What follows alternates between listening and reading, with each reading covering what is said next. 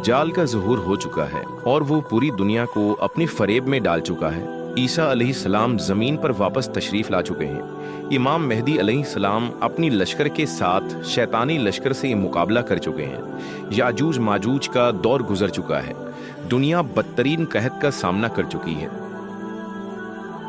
अचानक एक दिन सूरज मशरिक के बजाय मगरिब से निकल आया। हर इंसान हैरत ज़दा हो गया, लेकिन कुछ देर बाद तमाम लोग अपने अपने कामों में मशगूल हो चुके हैं, ये जाने बगैर कि उनकी तबाही बहुत करीब आ चुकी है। इस लम्हे एक हैबतनाक फरिश्ता जिसके हाथों में एक बड़ा संग है, वो इसे अपने मुंह के करीब करता है। फरिश्ता के चेहरे पर इंतहाई खौफ जलाल है। वो फरिश्ता एक लंबी सांस लेता है और सूर फूंकता है। सूर की आवाज से कायनात की हर मखलूक कांप उठी है और अब क़यामत का आगाज हो चुका है।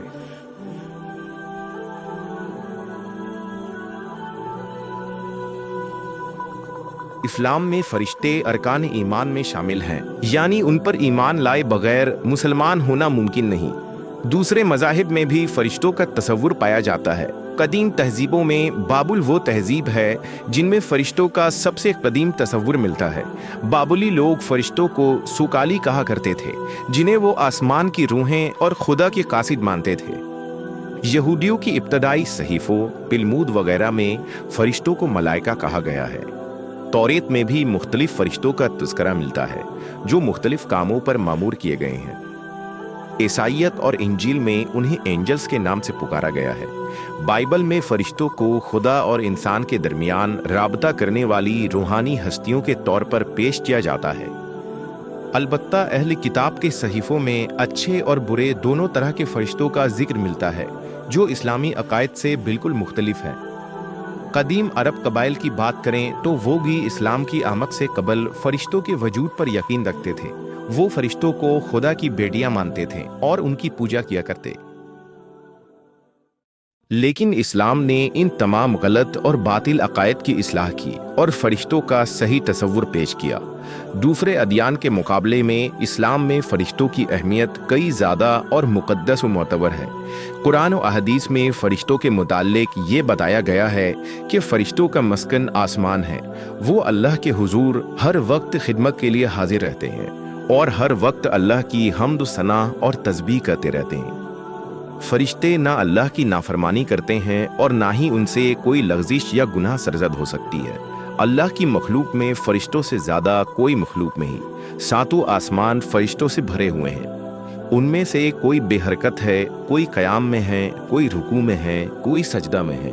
वो पल भर के लिए भी अल्लाह की नाफरमानी नहीं करते। मुख्तलिफ फरिश्ते मुख्तलिफ कामों पर मुतय्यन हैं।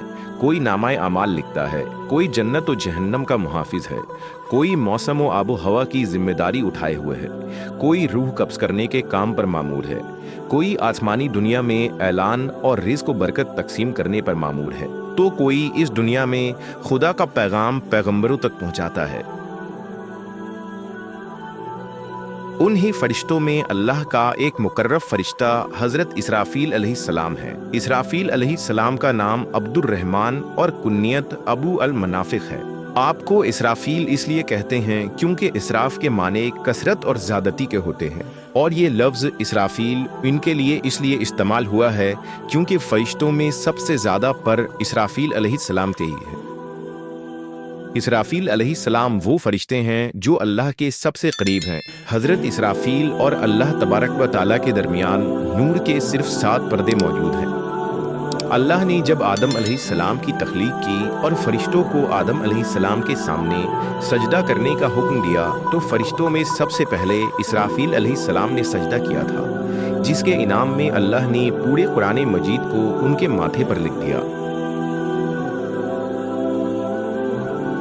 इसराफील अलैहिस्सलाम की तख्लीक के मुतालिक रिवायतों में आता है कि इंसान और जिन्नों की पैदाइश से हज़ारों साल कबल अल्लाह ने शीशा की तरह एक साफ व शफ़ाफ और सफ़ेद मोती को पैदा किया और उस मोती से सूर को बनाया। फिर अल्लाह ने फरमाया कुन, यानी हो जा, तो इसराफील अलैहिस्सलाम वजूद में आ गए। तब अल्लाह ने आपको हुक्म दिया कि वो सूर उठा ले। आपने उसे उठा लिया। सूर में हर पैदा शुदा रूह और हर सांस लेने वाले